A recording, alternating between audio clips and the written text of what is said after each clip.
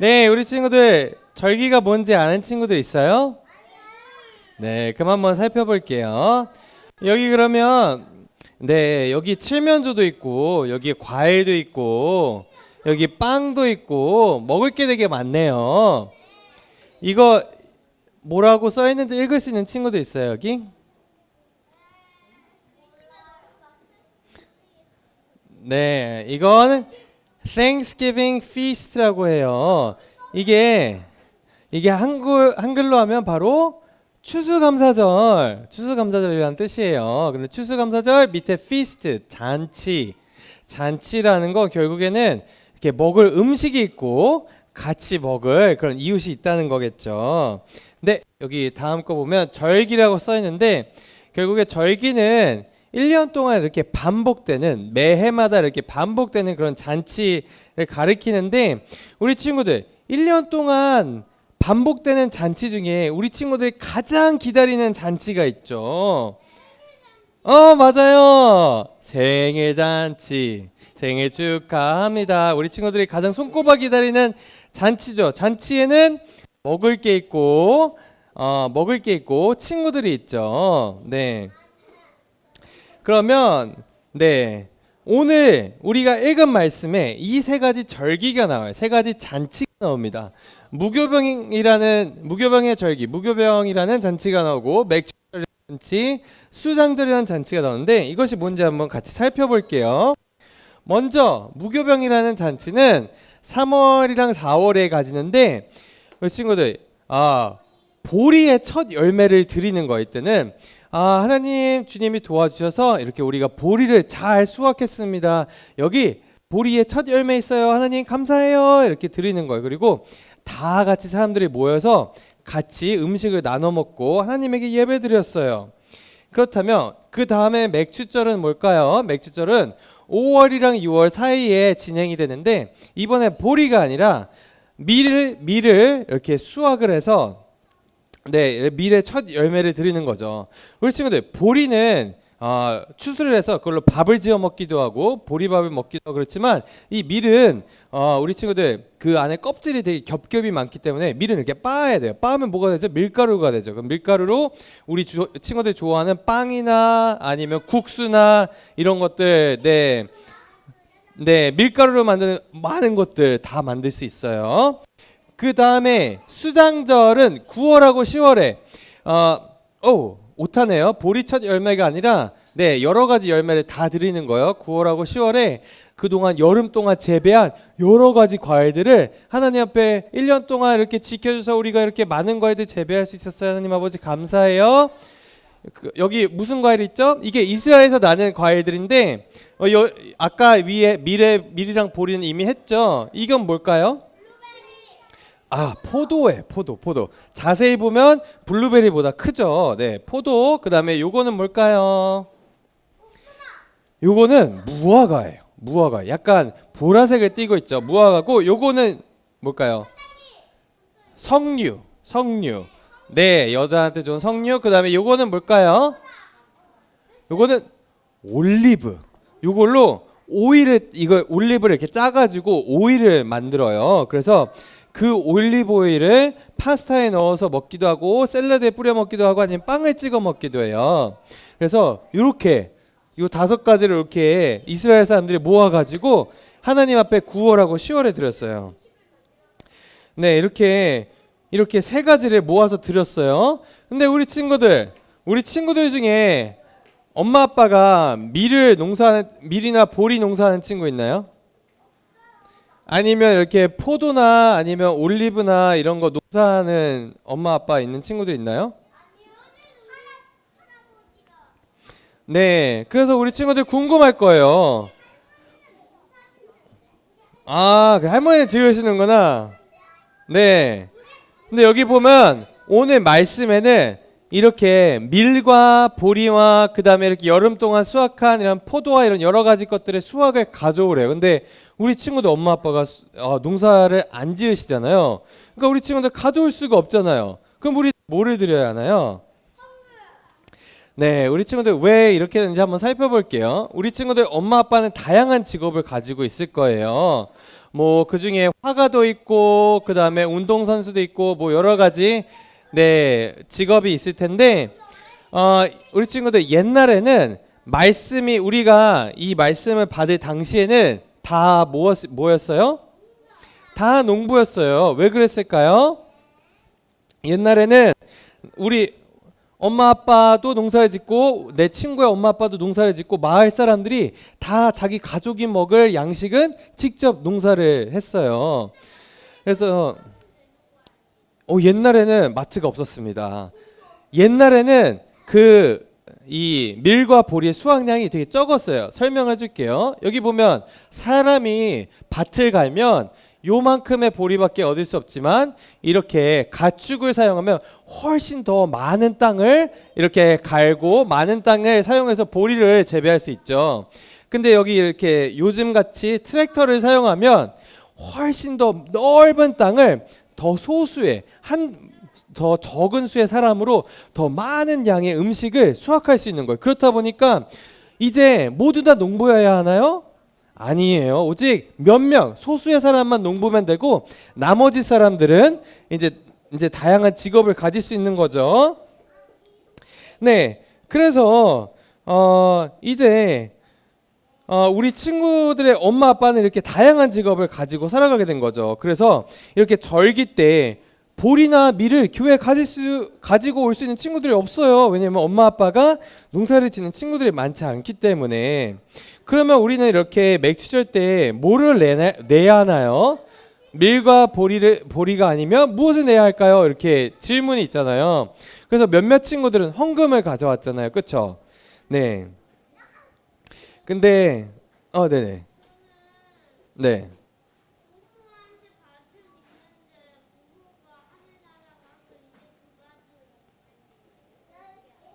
아, 네. 하늘나라로 가셨군요. 네. 하늘나라로 갔으면 네, 나중에 또 만날 수 있겠죠. 네. 네. 네. 전사님 할아버지 할머니도 천국에 계세요. 네. 근데 우리 친구들 우리가 이렇게 절기 때 하나님 앞에 이제 밀과 보리를 안 드리면 무엇을 드려야 되나 우리 궁금한데 그것을 알려면 우리가 이스라엘의 역사를 잠깐 살펴보면 바로 알 수 있어요. 우리 친구들 이스라엘 사람들이 원래 애굽에 살았나요? 원래 애굽에 안 살았죠. 맞아요. 가나안 땅에 살았는데 애굽 땅에 흉년이라서 먹을 음식이 없었어요. 그래서 애굽 땅에 내려왔어요. 근데 애굽 땅에 내려갔는데 하나님이 이스라엘 백성에게 많은 복을 주셔가지고 이스라엘 백성의 수가 점점 늘어났어요. 그래서 나중에는 애굽 사람들의 수보다 더 많아졌어요. 그래서 이 애굽의 왕 바로가 화가 났어요. 그래서 내가 이 이스라엘 사람들을 내가 잘 다스려야 되겠다. 내가 그들이 너무 세지지 않도록 잘 견제를 해야 되겠다. 이런 생각을 한 거예요. 그래서 이스라엘 사람들에게 힘든 일을 많이 시켰어요. 그들의 강제로 노예로 만들고 그들에게 힘든 일을 많이 시켜서 이스라엘 사람들이 딴 생각을 못하도록 그렇게 만들어 버렸어요. 그래서 이스라엘 사람들이 하나님에게 기도를 했죠. 하나님 아버지, 여기 애굽 사람들이 저희를 이렇게 노예로 만들고 이렇게 부당하게 너무나 많은 일을 시켜요. 저희는 너무 힘들고 고통스러워요. 하나님 도와주세요. 그랬더니 하나님이 누구를 보내셨어요? 가시떨기 가운데 모세에게 나타나셔서 모세야, 내 이스라엘 백성을 구하라 이렇게 말씀하셨죠. 그래서 모세가 순종해서 바로에게 가게 됩니다. 그래서 바로에게 가서 우리 이스라엘 백성은 광야로 가서 우리 하나님에게 예배드려야 됩니다. 우리 이스라엘 백성을 보내주세요. 이렇게 얘기를 했죠. 그랬는데 바로가 이 표정을 보면 바로 보내주었을까요? 안 돼. 이스라엘 백성은 내 밑에서 일을 해야 해. 이렇게 하면서 맞아요. 그 얘기 이제 나올 거예요. 잘 알고 있는 재현이 이제 이렇게 바로가 안 보내주니까 하나님께서 모세를 시켜서 재앙을 내리게 만드시죠. 우리 한번 그 수를 세어볼까요?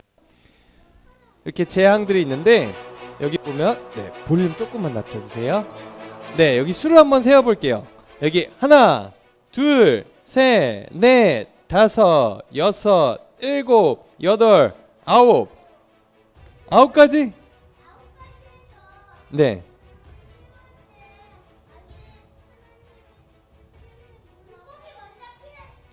맞아요. 여기에 10가지 재앙이 있는데 여기는 9가지만 나와 있고 맨 마지막에 하나님이 가장 무서운 재앙을 남겨두셨죠. 그게 바로 장자의 죽음. 그래서 하나님이 천사를 보내서 천사가 집집마다 다니면서 장자들을 데려가는 거, 장자의 목숨을 가져가는 거죠. 그래서 장자들이 밤에 자고 있다가 영원히 이렇게 떠나는 거예요. 그래서 이렇게 죽음을 맞이하게 되는데 한 가지 문제가 있어요. 애굽 사람들의 장자만 데려가는 게 아니라 모든 사람의 장자를 데리고 간대요. 이스라엘 사람들의 장자도 데리고 간대요. 그래서 어떻게 해야 됐어요? 모세가 이스라엘 사람들에게 얘기하죠.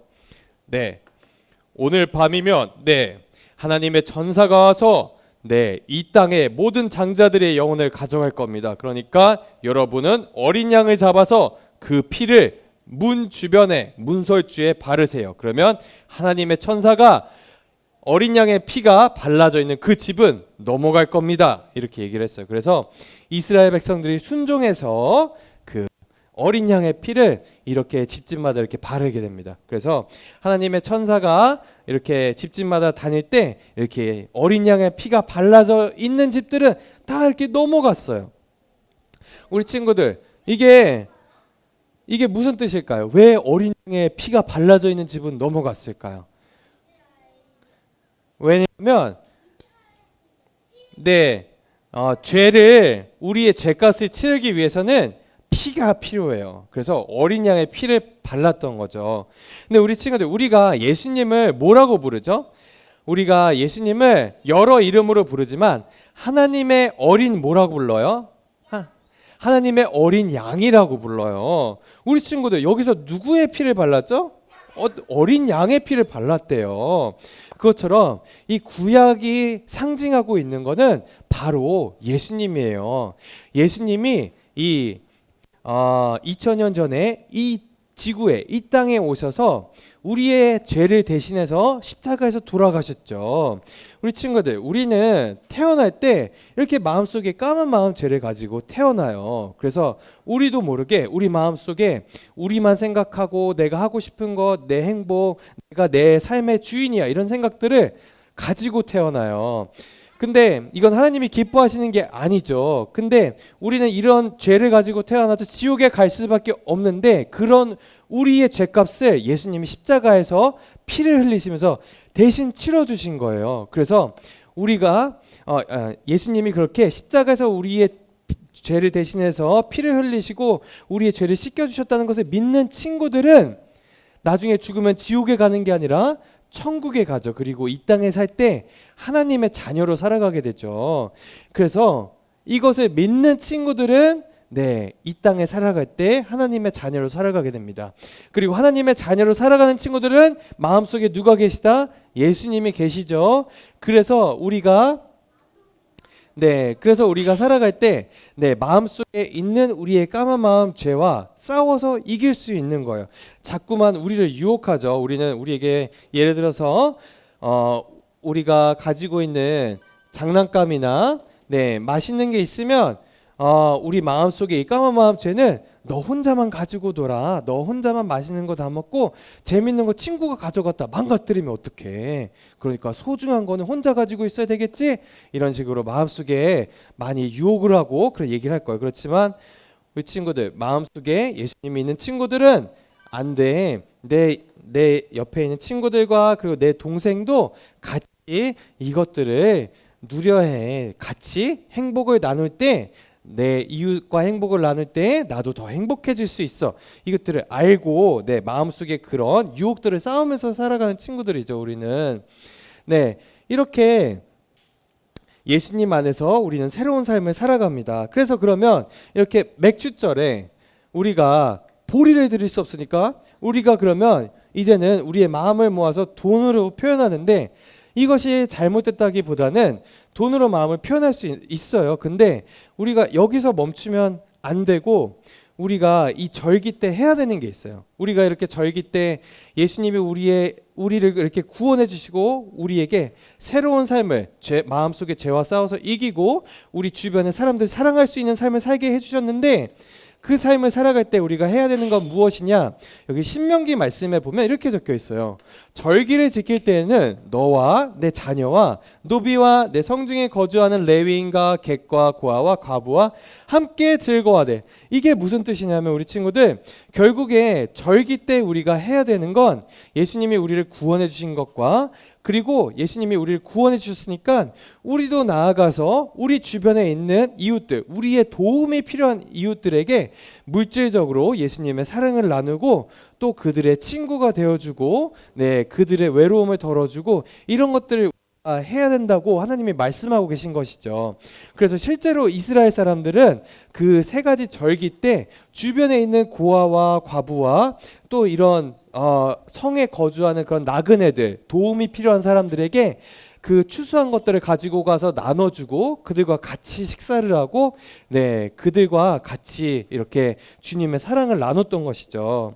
그래서 오늘날 우리가 이렇게 1년 동안 이렇게 절기가 있는데, 이런 절기 때 우리가 해야 되는 건 예수님이 우리의 죄를 씻어주셔서 우리가 이제 하나님의 자녀로 새로 살아가게 되었다는 거예요. 그리고 이 삶 가운데는 우리는 마음속에 이런 욕심과 나만의 행복을 위해서 살아가고 싶어하는 이런 마음과 싸워서 이길 수 있어요. 그래서 싸워서 우리 주변의 이웃들, 도움이 필요한 사람들에게 정말 사랑을 표현하고, 또 물질적으로도 그 마음을 표현할 수 있는 거죠.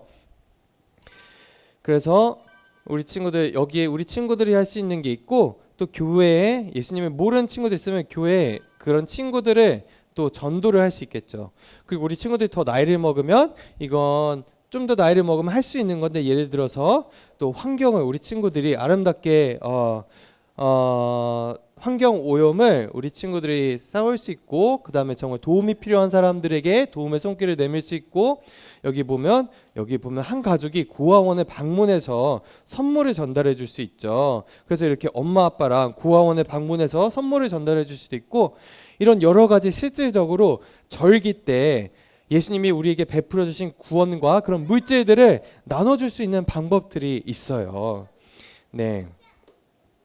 그래서 절기 때는 우리가 예수님이 우리에게 베풀어 주신 구원을 우리가 이렇게 세상에서는 살아가면서 꿈도 꿀 수 없는 이런 열매들을 맺어가는 삶들을 우리가 살아가고 있는 거죠. 희락과 사랑과 화평, 오래 참음, 자비, 그리고 양선, 충성, 그리고 온유, 절제. 우리가 이런 열매들을 항상 맺을 수는 없지만, 그래도 우리가 이런 열매들을 맺기 위해서 시도하면서 포기하지 않으면서 계속해서 살아가는 거죠.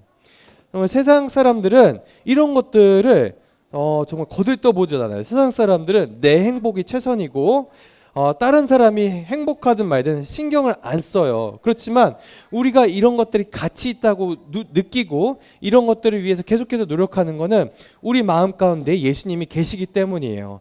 예수님이 먼저 본을 보이시고 이런 것들을 먼저 이루시고 우리에게 이런 것들을 나눠주셨죠. 그래서 우리가 이런 것들을 아름답다고 여기고 이런 것들을 추구하는 삶을 힘들지만 살아가게 되는 거예요.